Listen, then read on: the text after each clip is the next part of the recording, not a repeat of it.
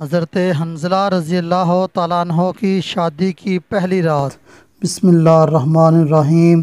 السلام علیکم معزز خواتین و حضرات۔ اسلامی تاریخ میں ایسے واقعات موجود ہیں جو اپنی مثال آپ ہیں، جن کی دلچسپی اور حیرانگی کا یہ عالم ہے کہ آپ سن کر دنگ رہ جائیں گے۔ حضور نبی کریم صلی اللہ علیہ وآلہ وسلم کے صحابہ کرام کے واقعات بہت مشہور ہوئے اور اللہ تعالیٰ نے ان کو ہمارے لیے مثال بنایا کہ ہم بھی ان کی طرح دین سے محبت کریں اور اس طرح اپنی زندگیوں کو سنت کے مطابق ڈال لیں۔ بہت سارے صحابہ کرام ایسے ہیں جن کی خصوصیت کی وجہ سے ان کو کوئی نہ کوئی خاص لقب دیا گیا تھا۔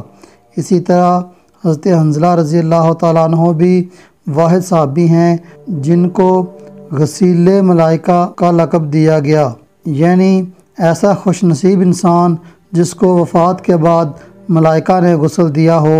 آپ ان کا واقعہ سنیں گے تو حیران رہ جائیں گے۔ ویڈیو تھوڑی سی لمبی ہوگی مگر آخر تک ضرور دیکھیے گا، کیونکہ دوستو ان صحابہ کرام کا جذبہ اور ولولہ ہمارے لیے لائق عمل ہے اور ہمارے اصلی ہیرو ہیں۔ ان کے قصے اور واقعات بچوں کو سنانے چاہیے۔ اگر آپ بھی اس طرح کی ویڈیو پسند کرتے ہیں تو ویڈیو کو لائک کریں، چینل کو سبسکرائب کریں اور بیل آئیکن کو لازمی پریس کریں تاکہ آپ کو ہماری اس طرح کی ویڈیو مزید ملتی رہیں۔ ناظرین، حضرت حنظلہ رضی اللہ تعالیٰ عنہ کا تعلق مدینہ منورہ کے اوس قبیلے سے تھا۔ یہ انصاری صحابی تھے، یعنی ایسے صحابی جنہوں نے مکہ سے ہجرت کر کے آنے والے صحابہ کی امداد کی تھی اور بھرپور تعاون پیش کیا تھا۔ ان کے والد گرامی ایک بہت بڑے راہب یعنی عبادت گزار تھے۔ ان کا نام ابو عامر تھا اور یہ اپنے قبیلے کے سردار بھی تھے۔ لوگ ان کو ابو عامر راہب کہا کرتے تھے کیونکہ یہ کثرت سے عبادت میں مشغول رہتے تھے۔ مگر جب حضور نبی کریم صلی اللہ علیہ وآلہ وسلم مکہ مکرمہ سے ہجرت کر کے مدینہ منورہ تشریف لائے تو پورا مدینہ آپ کے قدموں میں قربان ہونے لگا۔ مگر مدینہ منورہ میں صرف 2 لوگ ایسے تھے جن پر حسد کا بھوت سوار ہو گیا۔ ان کو معلوم ہو گیا کہ ہماری سرداری اب ختم ہونے والی ہے، ہماری مقبولیت اب مٹی میں مل جائے گی اور ہمیں پوچھنے والا کوئی نہیں ہوگا۔ یہ 2 حاسد ابو عامر یعنی کہ حنظلہ کے والد اور دوسرا عبداللہ بن ابی تھا، جو بعد میں اپنی دشمنی کو سینے میں چھپا کر بظاہر مسلمان ہو گیا تھا اور منافقین کا سردار بن گیا تھا۔ مگر ابو عامر اسی طرح حسرت کی آگ میں جلتا رہا اور مکہ چلا گیا۔ یہاں پہنچ کر بڑے بڑے رئیسوں سے ملاقات کی اور لوگوں کو بھڑکایا کہ وہ مدینہ منورہ پر حملہ کر دیں۔ چنانچہ 3 ہجری میں جب جنگ احد ہوئی تو ابو عامر کفار کے لشکر میں شامل تھا اور کفار کی طرف سے مسلمانوں پر حملہ آور تھا۔ مگر ناظرین، حضرت حنظلہ رضی اللہ تعالیٰ عنہ جو اس کے بیٹے تھے ان کا واقعہ بالکل الگ ہے۔ یہ حنظلہ ایک خوبصورت مضبوط اعصاب کے مالک اور بہادر دلیر نوجوان تھے۔ ان کی شادی کی پہلی رات تھی جب مدینہ منورہ میں جہاد کے نعرے بلند ہونے لگے۔ سب لوگوں کو بلایا جانے لگا کہ وہ اللہ کے رسول صلی اللہ علیہ وآلہ وسلم کے ساتھ جہاد میں شریک ہو جائیں۔ حضرت حنظلہ رضی اللہ تعالیٰ عنہ کی حالت یہ تھی کہ سہاگ رات تھی اور کسی پکارنے والے کی آواز سنی۔ جو ہی آواز سنی کہ آقا دو جہاں صلی اللہ علیہ وآلہ وسلم کا حکم جہاد کا آ چکا ہے تو فوراً بستر کو چھوڑ دیا، اپنا اسلحہ اور جنگی سامان فوراً تیار کرنے لگے۔ بیوی جو بالکل اس گھر میں نہیں تھی کہنے لگی، آپ کو تو رخصت ہے، کیونکہ نبی کریم صلی اللہ علیہ وآلہ وسلم تو لوگوں کو اجازت دے دیا کرتے تھے کہ وہ اپنے گھر بار کا خیال رکھیں اور ابھی فی الحال رخصت پر عمل کر لیں، یا پھر آپ اس طرح کریں کہ آپ ابھی نہ جائیں، صبح کے وقت قافلے میں جا کر مل جانا اور جہاد میں شریک ہو جانا۔ مگر صحابہ کرام کا ایمان ایسا تھا، حکم آ جانے کے بعد وہ ایک لمحہ بھی اپنی مرضی سے گزارنا نہیں چاہتے تھے۔ اپنا تن من دھن ہر حال میں نبی صلی اللہ علیہ وآلہ وسلم پر قربان کرنے کو تیار رہتے تھے۔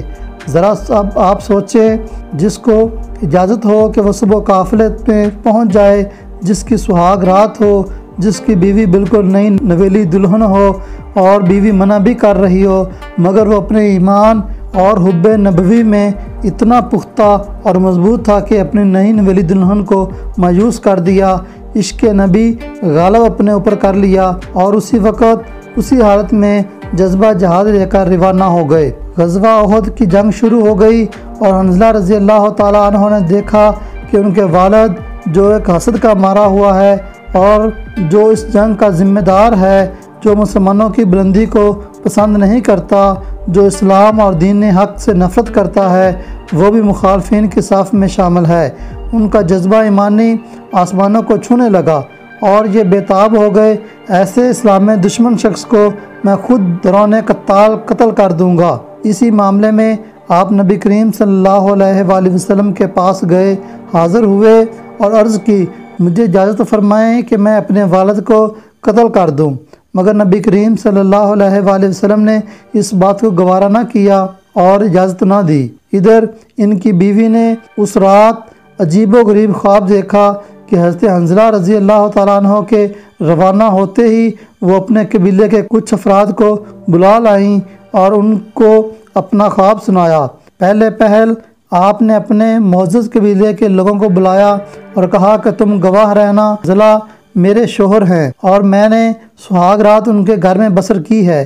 قبیلے والے بڑے حیران ہوئے کہ بی بی جی اس پر گواہی کی کیا ضرورت ہے اور یہ کیسا معاملہ ہے کہ تم نے ہم سب کو یہی سنانے کے لیے یہاں بلایا ہے۔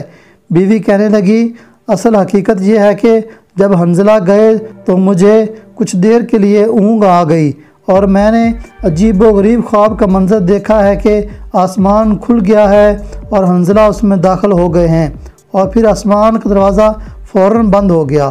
میں سمجھ گئی ہوں کہ آج رات حنظلہ شہید ہو جائیں گے۔ دوستو، آپ بھی سن کر حیران رہ جائیں گے کہ جس طرح حنظلہ ایک بہت بڑے کافر کے بیٹے تھے، اسی طرح حضرت حنظلہ رضی اللہ تعالیٰ عنہ کی بیوی بھی نیک اور پارسا خاتون بھی مدینہ کے سب سے بڑے منافق عبداللہ بن ابی کی بہن تھی۔ مگر دیکھ لیجئے کہ اللہ تعالیٰ کے حکم کیسے نرالے ہیں اور حکمت والے ہیں۔ اللہ چاہے تو بدبودار مٹی میں بھی ایمان و عقان کے تر و تازہ اور خوشبودار پھول کھلا دے۔ برصورت حضرت حنظلہ رضی اللہ تعالیٰ عنہ کو رسول اللہ صلی اللہ علیہ وآلہ وسلم نے منع فرما دیا تھا کہ آپ نے جان بوجھ کر اپنے والد کو قتل نہیں کرنا، مگر حضرت حنظلہ رضی اللہ تعالیٰ عنہ جوش اور جذبے کے ساتھ میدان میں کود پڑے اور صفوں کو چیرتے ہوئے عین درمیان میں پہنچ گئے جہاں پر قتل و قتال ہو رہا تھا۔ آپ لشکر کو چیرتے ہوئے جا رہے تھے، اسی دوران آپ نے کفار کے بہت بڑے سپہ سالار ابو سفیان کو دیکھا تو اس پر حملہ کر دیا۔ یہ حملہ اتنا شدید تھا کہ سفیان ایک ہی وار سے قتل ہو جاتا اور جہنم میں رسید ہو جاتا، مگر اس دوران اچانک پیچھے سے شداد بن اسود نے حضرت حنظلہ پر حملہ کیا اور شہید کر دیا۔ مگر ناظرین، سب سے بڑی حیرت کی بات تب ہوئی جب آپ سن کر ششدر رہ جائیں گے۔ ایسا پہلے کبھی نہیں ہوا تھا اور نہ ہی آئندہ کبھی ہوگا۔ وہ یہ کہ جب جنگ ختم ہوئی اور سب لوگ اپنے اپنے شہداء کو دیکھ رہے تھے، اس دوران حضور نبی کریم صلی اللہ علیہ وآلہ وسلم نے دیکھا کہ فرشتے حضرت حنظلہ رضی اللہ تعالیٰ عنہ کو غسل دے رہے ہیں۔ آپ نے حیرانی کا اظہار فرمایا اور صحابہ کرام کو حکم دیا کہ جا کر حنظلہ کے گھر والوں سے معلوم کر کے آؤ کہ اس کی کیا وجہ ہے کہ فرشتے اس کو کیوں غسل دے رہے ہیں، حالانکہ شہید کو غسل نہیں دیا جاتا۔ جب لوگ ان کی بیوی سے پوچھنے کے لیے پہنچے تو وہ اس پر اسرار واقعے کو سن کر بتانے لگیں کہ ہماری پہلی رات تھی اور حنظلہ فراغت کے بعد چند لمحات کے لیے لیٹے تھے کہ اچانک جہاد کی پکار آ گئی اور حالت جنابت میں ہی جہاد کے لیے کمر کس کر روانہ ہو گئے۔ کیونکہ صحابہ کا ایمان اتنا مضبوط تھا، انہوں نے سوچا کہ ابھی تمام کفار کو جہنم رسید کر کے واپس آ جاؤں گا تو باقی کام بعد میں کر لوں گا، مگر اللہ کی رضا اسی میں تھی کہ اتنی بڑی سعادت آپ کو ملی کہ صحابہ کرام میں سے اور کسی کو نہیں ملی، اور رہتی دنیا تک اور کسی کو یہ لقب حاصل نہیں ہوگا کہ فلاں شخص کو فرشتوں نے غسل دیا۔ حضرت ابو سعید اسدی رضی اللہ تعالیٰ عنہ کہتے ہیں کہ جب ہم نے ان کا جسد خاکی اٹھایا تو ان کے سر سے پانی کے قطرے ٹپک رہے تھے۔ خواتین و حضرات، یہ ہمارے ہیرو تھے اور نبی کریم صلی اللہ علیہ وآلہ وسلم کے سچے پیروکار تھے، ہمارے لیے اعلیٰ نمونہ اور مثال تھے، بلکہ صحابہ کرام رسول اللہ صلی اللہ علیہ وسلم کی صحبت کو ایک انمول دولت سمجھتے تھے اور آپ کے فراق کو سب سے بڑی محرومی تصور کرتے تھے۔ علامہ جامی رحمۃ اللہ علیہ نے یہ روایت بیان کی ہے کہ جب رسول اللہ صلی اللہ علیہ وآلہ وسلم کی وفات کی خبر حضرت عبداللہ بن زید انصاری رضی اللہ تعالیٰ عنہ نے سنی تو اس قدر غمزدہ ہوئے کہ نبینا ہونے کی دعا مانگنے لگے کہ میرے حبیب کے بعد یہ دنیا میرے لیے قابل دید نہ رہی، انہی کے درشن کے لیے یہ آنکھیں تھیں اور آپ اسی وقت نبینا ہو گئے۔ اسی جذبے کی آج پھر ضرورت ہے۔ اگر ہم نوجوان نسل کردار کی پاکیزگی، تقدس اور ایمان کی حلاوت نئے سر سے پیدا کرنا چاہتے ہیں تو رسول اللہ صلی اللہ علیہ وآلہ وسلم کا عشق کو ہمیں اپنے اندر کوٹ کوٹ کر بھرنا ہوگا۔